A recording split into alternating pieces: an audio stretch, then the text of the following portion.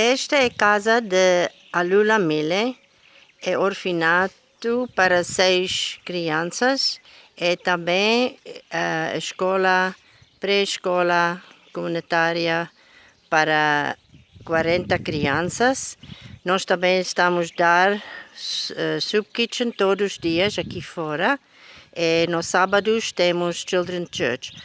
Estamos muito envolvidos com nossa comunidade e apoiar em várias maneiras.